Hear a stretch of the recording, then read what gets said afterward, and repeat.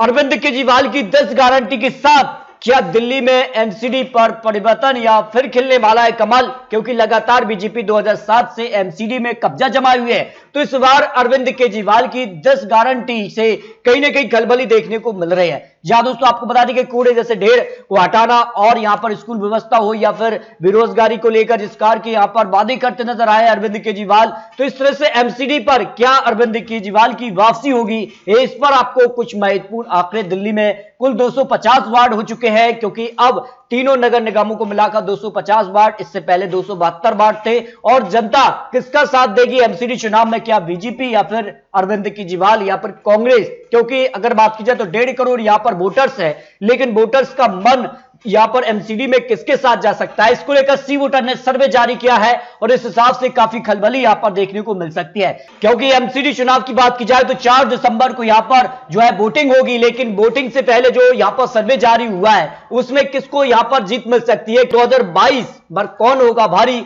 इस पर आपको महत्वपूर्ण आंकड़े। सी वोटर के हिसाब से एमसीडी में सबसे बड़ा मुद्दा क्या हो सकता है? बिजली पानी 13% लोगों का मुद्दा है, जबकि प्रदूषण 23% और सफाई 20%, भ्रष्टाचार 13%, महंगाई 24% और सुरक्षा 7%। जिसका से अरविंद केजरीवाल ने 10 गारंटी की जो बात कही है उसमें बिजली बात की जाए, प्रदूषण की बात की जाए, सफाई और महंगाई जैसे मुद्दे यहां पर देखने को मिले हैं। तो बीजेपी ने भी साफ तौर पर अरविंद केजरीवाल पर बड़े निशाने पर रखे हैं। तो गुजरात के साथ एमसीडी चुनाव से केजरीवाल को फायदा है नुकसान? क्योंकि 2 बड़े चुनाव है, लगातार गुजरात दौरे पर भी यहां पर अरविंद केजरीवाल और उनके यहां पर मंत्री और यहां पर एमएलए देखने को मिले हैं। तो बीजेपी बड़े केंद्रीय नेतृत्व के साथ गुजरात और यहां पर एमसीडी चुनाव की तैयारी में है। तो फायदा कहने वाले हैं 52% लोग, नुकसान कहने वाले 48% लोग आते हैं जो गुजरात और एमसीडी चुनाव साथ होते हैं, तो ये मान रहे हैं। जब एमसीडी चुनाव के लिए सी वोटर का अगला सवाल था कि प्रदूषण की समस्या के बीच एमसीडी चुनाव में आपको फायदा या नुकसान हो सकता है,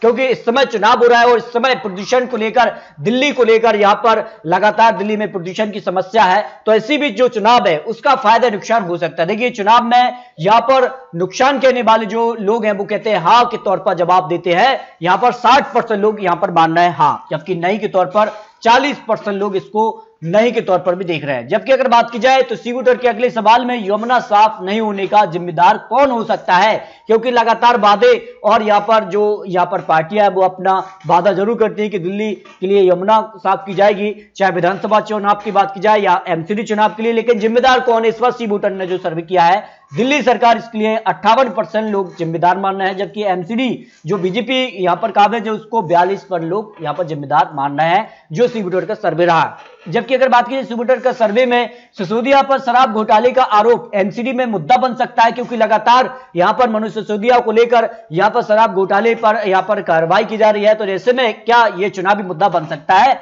हाँ कहते हैं 64% लोग मान रहे हैं कि यह मुद्दा बन सकता है, नहीं के तौर पर यहां पर मान रहे हैं 36% लोग इसको मुद्दा नहीं मान रहे हैं। इसके अगर बात की जाए तो सी वोटर के सर्वे के हिसाब से एमसीडी के 250 वार्डों के लिए किसे कितना वोट शेयर जा सकते हैं कि बीजेपी को यहां पर 42% वोट शेयर, आम आदमी पार्टी को 40% वोट शेयर, कांग्रेस को 16% वोट शेयर और अन्य की बात की जाए तो 2% वोट शेयर जा सकता है। हाल ही में जिस प्रकार से बीजेपी के बड़े दिग्गज नेता और यहां पर अरविंद केजरीवाल ने जिस प्रकार से यहां पर जो यहां पर बड़ी बड़ी बातें कही हैं, बड़े बड़े दावे किए हैं, उस हिसाब से बीजेपी और आम आदमी पार्टी में वोट शेयर में ज्यादा अंतर देखने को नहीं मिल रहा है। सीधे तौर पर यहां पर कड़ी टक्कर बीजेपी और आम आदमी पार्टी में देखने को मिल सकती है।